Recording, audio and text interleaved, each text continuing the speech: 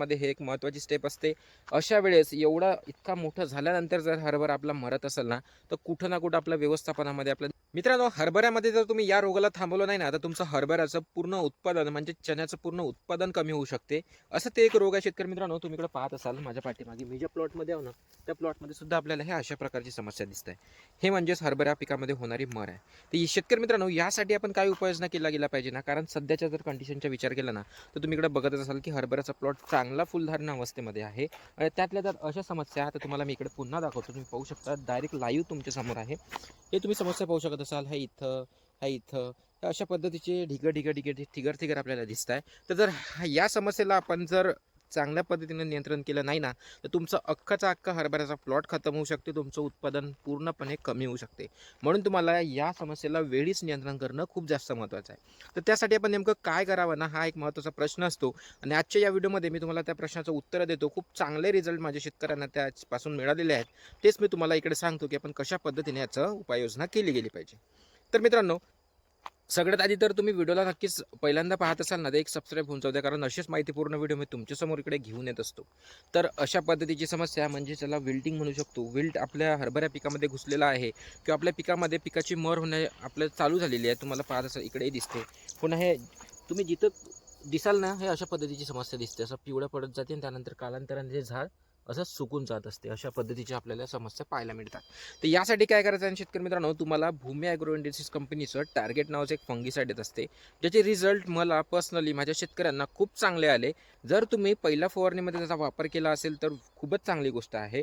जर तुम्ही त्याचा वापर केलेला नसणार आहे, तर तुम्हाला टार्गेट या बुरशीनाशकाचा वापर आपल्या दुसऱ्या फवारणीच्या व्यवस्थापनामध्ये हरभऱ्यामध्ये करायचा आहे। कारण हाच जो प्लॉट आहे शेतकरी मित्रांनो, इथं मी आलो होतो इथून पुढे 10 दिवसाआधी, इकडे मोठ्या प्रमाणात हरभऱ्याची मर होत होती। यांना मी रेकमेंड केलं आणि मारून आता इथं फवारणी करून 6 ते 7 दिवस झालेले आहे। बऱ्यापैकी हरभऱ्याची मर थांबलेली आपल्याला पाहायला दिसते आहे।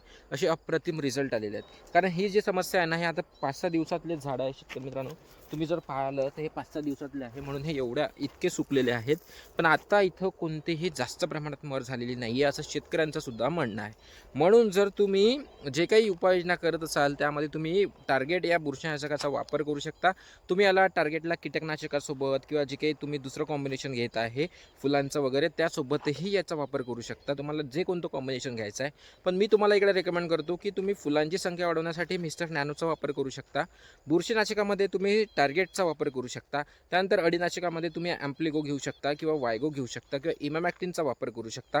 त्यासोबतच तुम्हाला जर आणखी विद्राव्य खत वगैरे घ्यायचं असेल, तर तुम्ही अशा वेळेस 11-36-24 किंवा 0-45-47 अशा जे नवीन ग्रेड आलेले आहेत ना, या ग्रेडचा सुद्धा तुम्ही वापर करून चांगल्या पद्धतीने आपल्या हरभऱ्याचं नियोजन हे करू शकता आणि चांगलं उत्पादन हे घेऊ शकता।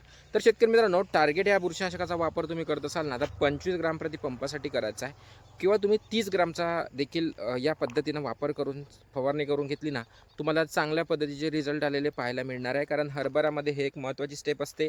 अशा वेळेस इतका मोठं झाल्यानंतर जर हरभरा आपला मरत असेल ना, तर कुठं ना कुठं आपल्या व्यवस्थापनामध्ये आपल्या नियोजनामध्ये आपल्याला कमतरता झालेली पाहायला मिळू शकते, झालेली आहे असंच आपण समजून घेऊया। त्यावर आपल्याला उपाययोजना करणं महत्त्वाचं ठरतं, म्हणून ही उपाययोजना करा आणि हरभऱ्याचं चांगलं उत्पादन घ्या। आणि अशाच टिप्स आणि माहितीसाठी आपल्या पेजला फॉलो करून द्या आणि हा व्हिडिओ जर हरभरा उत्पादक शेतकऱ्यांपर्यंत लवकरात लवकर शेअर करा। धन्यवाद।